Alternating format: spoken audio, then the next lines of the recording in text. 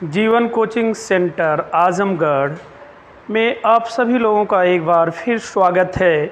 और आज हम आपको पंच संस्कृत में छात्रों पिछले लेक्चर में कुछ चीज़ें बताया था। आज आप पढ़ेंगे क्या? संस्कृत। और संस्कृत में हम आपको पंचमी विभक्ति बता रहे थे।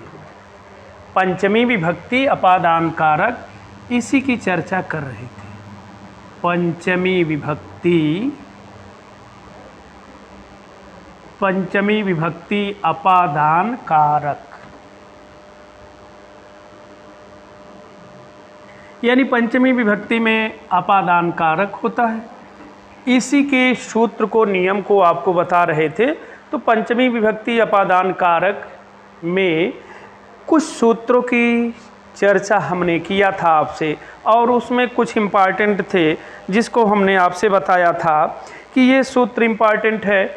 जैसे पहले सूत्र को हमने बताया था कि ध्रुवम अपाये अपादानम, पहला सूत्र था।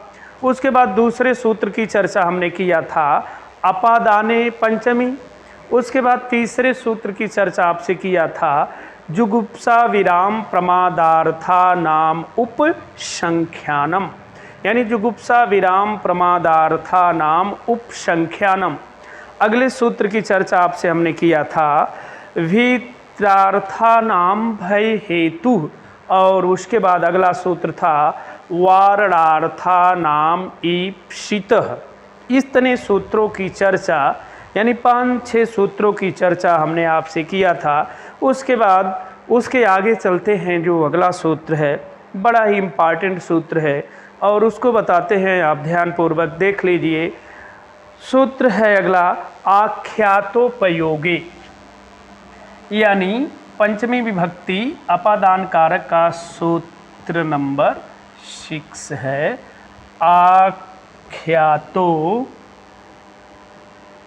आख्यातोपयोगे।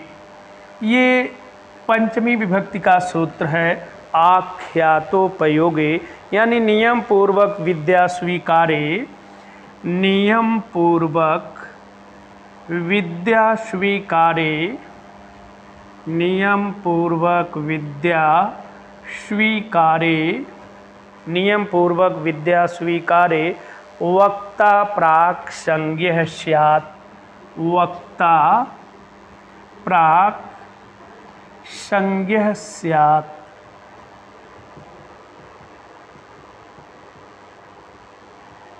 आख्यातोपयोगे, इसमें हमने बताया नियम पूर्वक विद्या स्वीकारे वक्ता प्राक् संज्ञः स्यात्, जिसका मतलब है कि जिस गुरु, अध्यापक या मनुष्य से कोई चीज़ नियम पूर्वक सीखी जाती है, तो वो गुरु, अध्यापक या मनुष्य जो है अपादान होता है, और उस अपादान कारक में पंचमी विभक्ति का प्रयोग किया जाता है।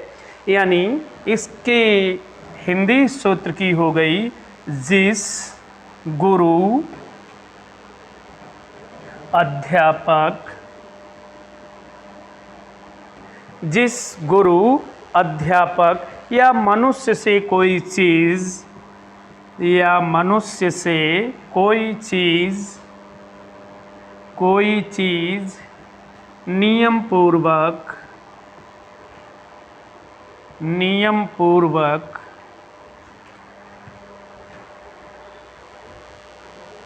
पढ़ी अथवा मालूम की जाती है, पढ़ी अथवा मालूम की जाती है,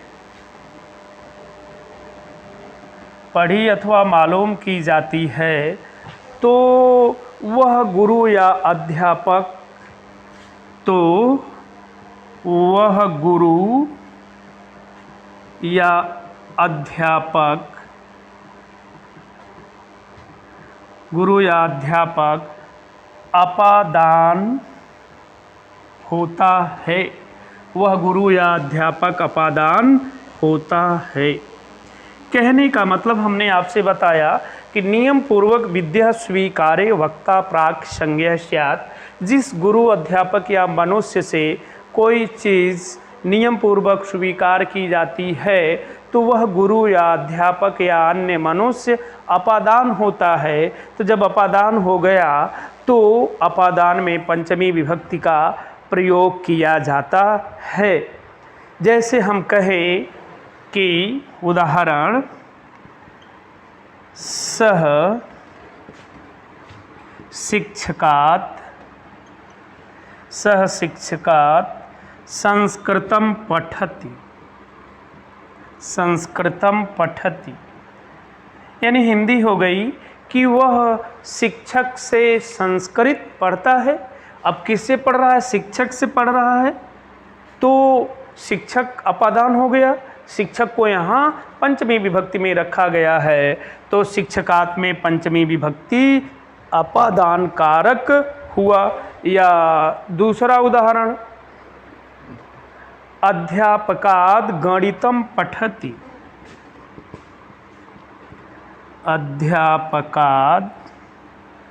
अध्यापकात् गणितं पठति, यानी इसकी हिंदी हो गई अध्यापक से गणित पढ़ता है।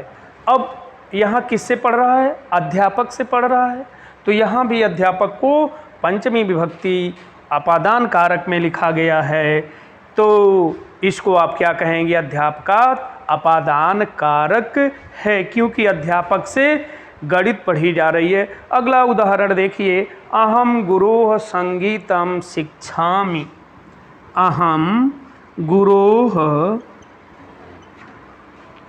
संगीतं, अहम गुरोः संगीतं शिक्षामि। इसकी हिंदी हो गई कि मैं गुरु जी से संगीत सीखता हूँ। अब किससे सीखी जा रही है? गुरु से सीखी जा रही है, तो गुरु यहाँ क्या हो गए? अपादान हो गए। इसलिए गुरु शब्द का पंचमी में रूप गुरु होता है, तो गुरु में अपादान कारक पंचमी विभक्ति का प्रयोग किया गया है। इस तरीके से कहीं भी कोई प्रश्न बनता है तो गुरु अध्यापक या मनुष्य है, उससे आप या हम आप कोई चीज़ सीखते हैं तो वह गुरु अध्यापक अथवा मनुष्य अपादान होगा, और जब वो अपादान हो जाएगा तो उसमें पंचमी विभक्ति का प्रयोग किया जाएगा। उसके बाद अगला सूत्र आपको बताते हैं, भुवः प्रभवश्च, 7वां सूत्र है, इसको आप सभी लोग नोट कर लीजिए। 7वां सूत्र, कभी कभी ये उदाहरण इम्पॉर्टेंट है, आप देखेंगे कि सेम पूछ लिया है, तो इसको आप नोट करके इम्पॉर्टेंट लगा लीजिए। और 7वां सूत्र बताता हूँ आपको, भुवः प्रभवश्च, भुवः प्रभवश्च, यानी सूत्र नंबर 7 है भुवः प्रभवश्च। पहले जानिए, भू मीन्स क्या होता है? भू धातु है जिसका मतलब होता है होना। भू मीन्स होना, भू क्या है? धातु है। उसके बाद प्रभवः, प्रभवः मीन्स होता है उत्पत्ति स्थान, प्रभवः उत्पत्ति स्थान। भू मीन्स होना और प्रभवः मीन्स उत्पत्ति स्थान। क्या हो गया? प्रभवः, प्रभवः मीन्स उत्पत्ति स्थान, और भू क्या है? धातु है, भू मीन्स होना। अब यहाँ ये पंचमी विभक्ति अपादान कारक का सूत्र है भुवः प्रभवः, यानी भू मीन्स होना और प्रभवः मीन्स उत्पत्ति स्थान या प्रकाशन स्थान। तो भू धातु के योग में, इस सूत्र की व्याख्या है, भू धातु के योग में नियम इसका है कि भू धातु के योग में जहाँ से कोई चीज़ उत्पन्न होती है, जहाँ से कोई चीज़, भू धातु के योग में जहाँ से कोई चीज़ उत्पन्न होती है जहाँ से कोई चीज़ उत्पन्न होती है तो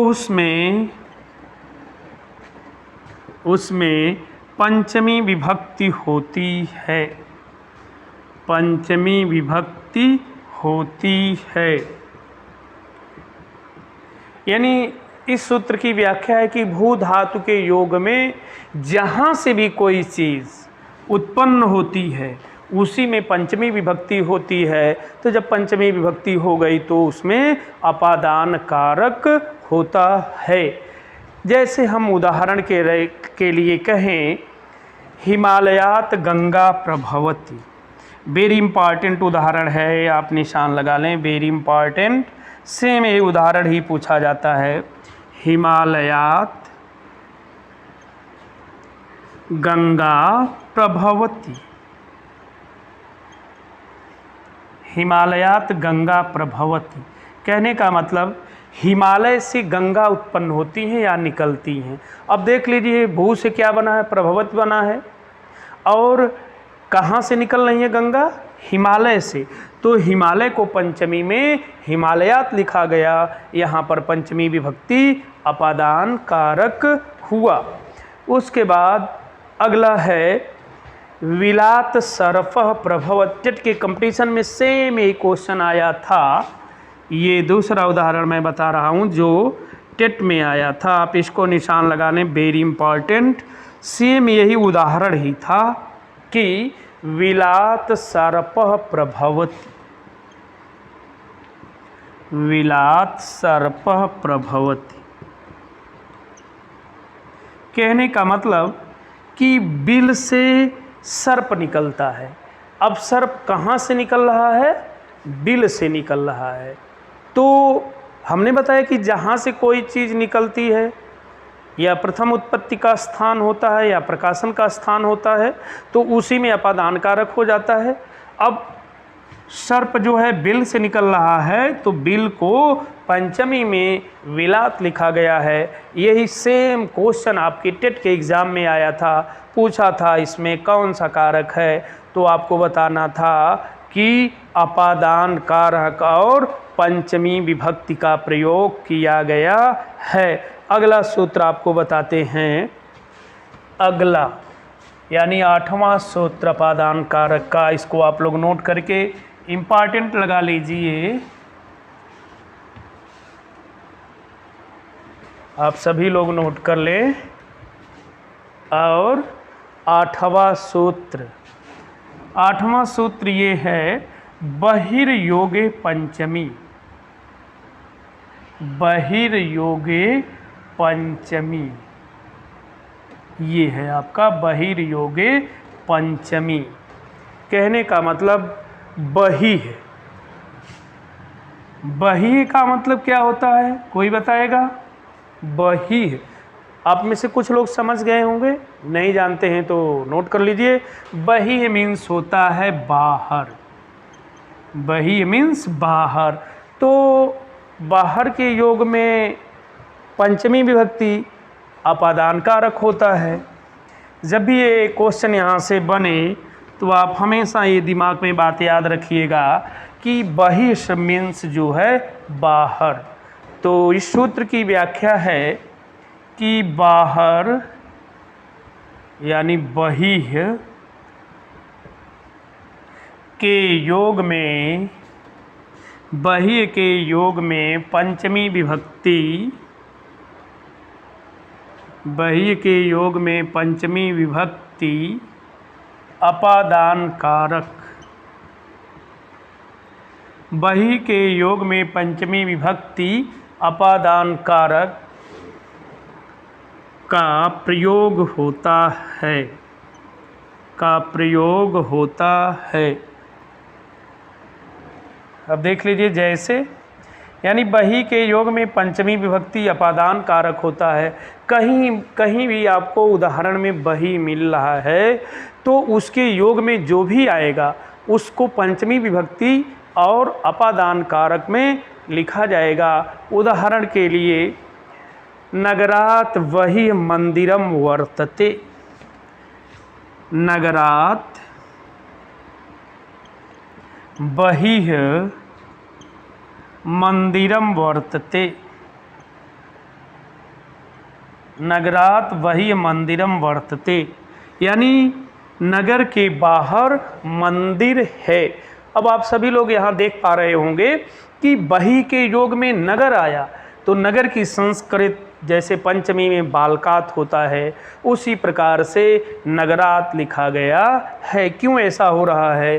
क्योंकि हमने बताया कि बही के योग में पंचमी विभक्ति अपादान कारक का प्रयोग किया जाता है। दूसरा उदाहरण, दूसरा आपका है ग्रामात् बहिः सरः वर्तते। ग्रामात् बहिः, ग्रामात् बहिः सरः वर्तते। अब यहाँ भी बही शब्द आया है। अब बही के योग में गांव आया है। गांव की संस्कृत ग्रामात् लिखी गई है, जिसमें पंचमी विभक्ति और अपादान कारक का प्रयोग किया गया है।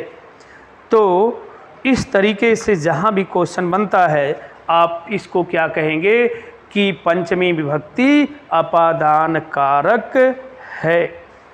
उसके बाद अगला सूत्र यानी 9वां सूत्र पंचमी विभक्ति का, ध्यान से आप लोग देखें और इस दोनों उदाहरण को आप सभी लोग नोट कर लीजिए और अगले सूत्र को लिखिए। वो है अपेक्षार्थे पंचमी। अपेक्षार्थे अपेक्षार्थे पंचमी, ये है आपका सूत्र 9वां, अपेक्षार्थे पंचमी।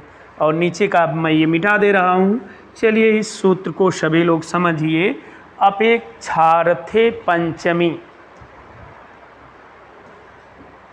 कहने का मतलब तुलना में जिससे श्रेष्ठ बताया जाए उसमें पंचमी विभक्ति अपादान कारक का प्रयोग किया जाता है।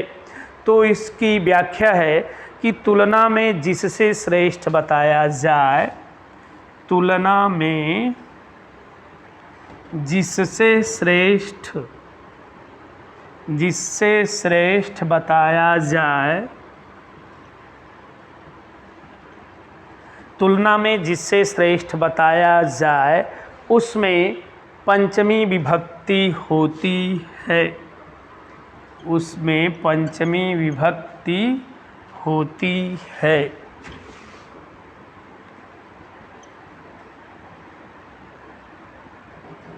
कहीं भी ये प्रश्न है कि तुलना में अगर जिससे भी श्रेष्ठ बताया जाएगा तो उसी में पंचमी विभक्ति होती है, और जब पंचमी विभक्ति हो गई तो उसमें अपादान कारक का प्रयोग किया जाएगा। उदाहरण के लिए हम कहें कि धनात् विद्या गरीयसी, इसका उदाहरण है धनात् विद्या गरीयसी।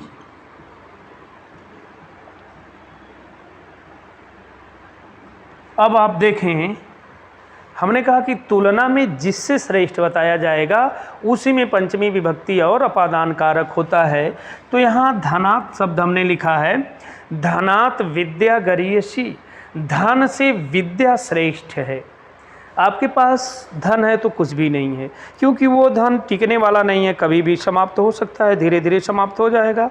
लेकिन विद्या है तो विद्या के सहारे आप बहुत धन बना लेंगे, कभी भी विद्या के रहते हुए आप निर्धन नहीं होंगे। इसीलिए कहा जाता है सा विद्या या विमुक्ते, यानी वो विद्या विद्या नहीं जो हमें कष्टों से मुक्ति न दिला दे, यानी विद्या वही होती है जो हमें कष्टों से मुक्ति दिला दे। आपके पास कुछ भी नहीं है, अगर धन है, वो विद्या है, तो एक दिन आप ढेर सारा धन बना लेंगे, ये चीज़ है। तो यहाँ पर धन से विद्या श्रेष्ठ, हमने कहा कि जिससे श्रेष्ठ बताया जाएगा, धन से श्रेष्ठ बताया जा रहा है, तो इसलिए धन की संस्कृत पंचमी में धनात् लिखी गई है। दूसरा मातुः गुरुतरा भूमिः, मातुः गुरुतरा भूमि है। अब यहाँ देखिए, माता भूमि से भी श्रेष्ठ है, माता भूमि से भी श्रेष्ठ है। तो यहाँ पर क्या हो गया, पंचमी विभक्ति अपादान कारक हो गया। अगला उदाहरण देखिए, माता भूमि से भी श्रेष्ठ है, इसकी हिंदी हो गई। अगला है रामः श्यामात् पटुतरः अस्ति। रामः श्यामात् पटुतरः अस्ति। रामः श्यामात् पटुतरः अस्ति कहने का मतलब, यहाँ श्यामात आया है तो इसकी हिंदी हो गई राम श्याम से भी चतुर है। हिंदी ये हो गई राम श्याम से भी चतुर है। तो यहाँ श्याम से चतुर बताया जा रहा है, किसको, राम से। तो श्यामात को यहाँ पंचमी विभक्ति अपादान कारक में लिखा गया है। इस तरह से कहीं भी क्वेश्चन आएगा आप आसानी से हल करते जाएंगे। उसके बाद अगला सूत्र,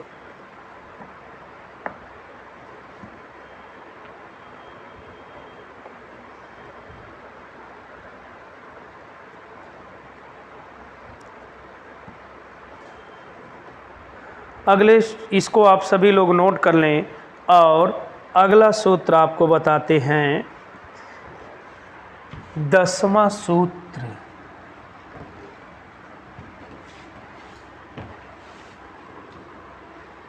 यानी इसका 10वां नियम आप सभी लोग देखें।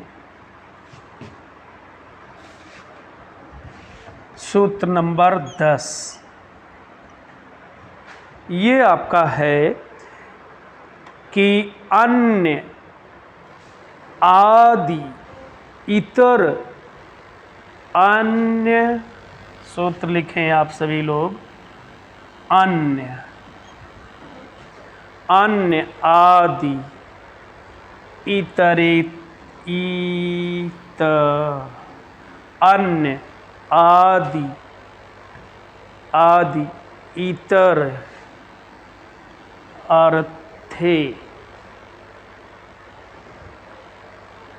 अर्थेदिक शब्दांश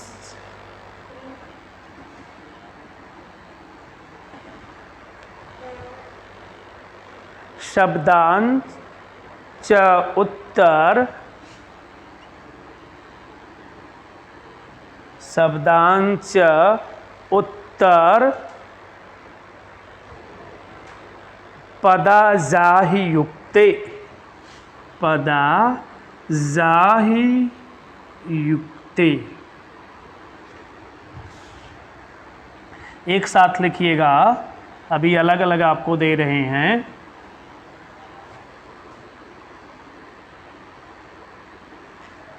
यानी कहने का मतलब अन्य इतर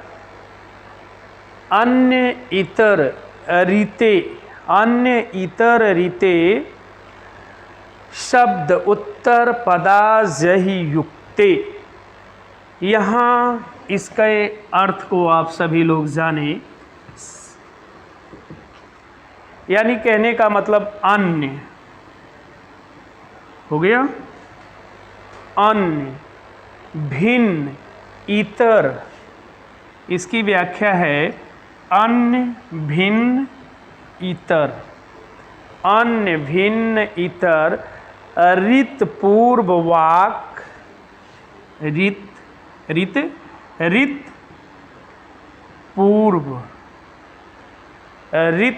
पूर्व अलग अलग है। प्राक, प्रत्यक, बहि, प्राक, प्रत्यक, बहि।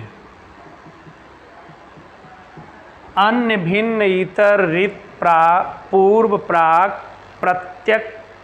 प्रत्यक, बहि है। आरभ्य प्रभृति, आरभ्य प्रभृति, आरभ्य प्रभृति आदि शब्दों के योग में, आदि शब्दों के योग में पंचमी विभक्ति का, आदि शब्दों के योग में पंचमी विभक्ति का प्रयोग किया जाता है, पंचमी विभक्ति का प्रयोग किया जाता है। पुनः सभी लोग समझिए, कहने का मतलब अन्य, भिन्न, इतर, रीत, पूर्व, प्राक, प्रत्यक, बहिः, आरभ्य, प्रभृति आदि शब्दों के योग में पंचमी विभक्ति का प्रयोग किया जाता है। कहने का मतलब ये शब्द कहीं भी आते हैं तो इनके योग में जो भी आएगा उसमें हम पंचमी विभक्ति और अपादान कारक का प्रयोग करेंगे। उदाहरण देखिए इसका, जैसे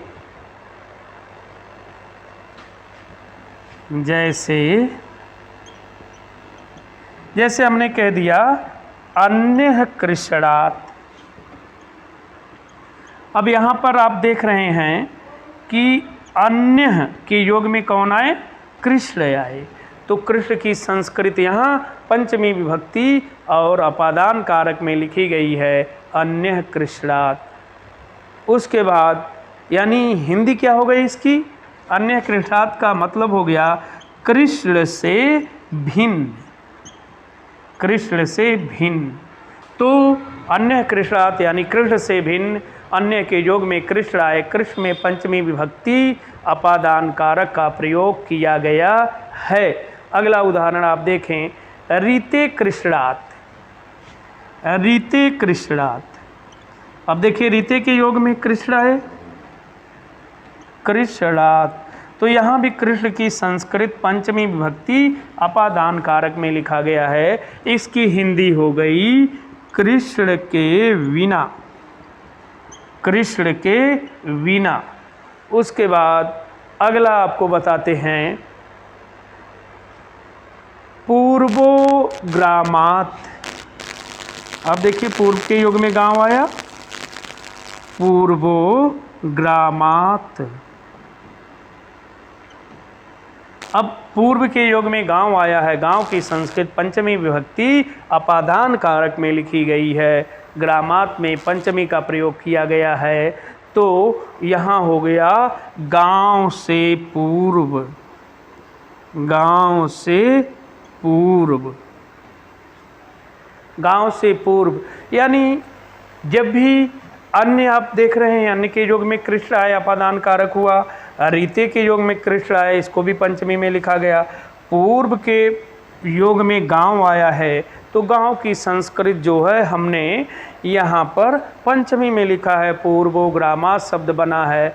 उसके बाद अगला उदाहरण देखिए, प्रत्यग्रामात्, प्रत्यग्रामात्, ग्रामात्। इसकी हिंदी हो गई गांव के बाद, गांव के बाद। प्रत्यग्रामात् का मतलब गांव के बाद। अब प्रत्येक के योग में गांव आया, यहाँ भी गांव की संस्कृत पंचमी में लिखी गई है। अगला उदाहरण आप देखिए,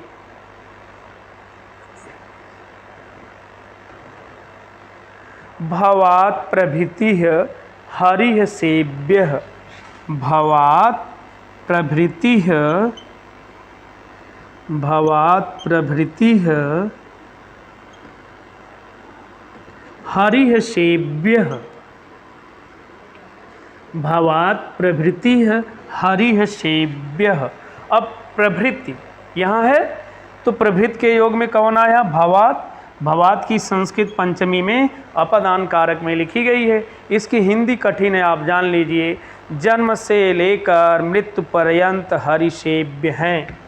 हिंदी में लिख दे रहा हूँ, जन्म से लेकर मृत्यु पर्यंत, जन्म से लेकर मृत्यु पर्यंत हरि सेव्य हैं। जन्म से लेकर मृत्यु पर्यंत हरि सेव्य हैं। तो यहाँ पर आपने देखा कि ये अन्य हो गया, भिन्न हो गया, इतर हो गया, रित हो गया, पूर्व हो गया, प्राक हो गया, प्रत्यक हो गया, बहि, आरभ्य और प्रभृति, इतने शब्द हैं। इनके योग में कोई भी आता है तो उसमें पंचमी विभक्ति अपादान कारक का प्रयोग किया जाता है। इस तरीके से आप भी उदाहरण को छांट लेंगे कि किस कारक और कौन विभक्ति का प्रयोग किया गया है। छात्रों, हमने आपसे कहा था कि आप पहले एक शब्द रूप को याद करिए, बालक। मैं समझ रहा हूँ कि आप सभी लोग बालक शब्द का रूप तैयार कर लिए होंगे। उससे कारक विभक्ति को पहचानने में सुविधा होगी, आसानी होगी, आराम से आप हल कर लेंगे। जैसे कि मैं बता रहा हूँ तो आप पकड़ ले जाएंगे। उसके बाद आप बालक का तैयार कर लिए हैं तो दो रूप आज और बता रहे हैं, माता पिता। क्योंकि माता पिता का रूप आपके टेट कंपटीशन में बार बार पूछा गया है, तो माता और पिता का आप अपने किताब से रूप तैयार कर लेंगे। और फिर मैं बाद में चल कर के नहीं आपको अगर मिलेगा तो इस शब्द रूप को बता दूंगा। आप ध्यानपूर्वक पढ़ते रहिए और इस वीडियो को ध्यान से एक बार नहीं 2 बार देखिएगा ताकि आप क्लियर हो जाएं और अपने कंपटीशन को आप निकाल लें। तो जो भी आपके पास समय बच रहा है उस समय का आप उपयोग करते रहें। धन्यवाद छात्रों।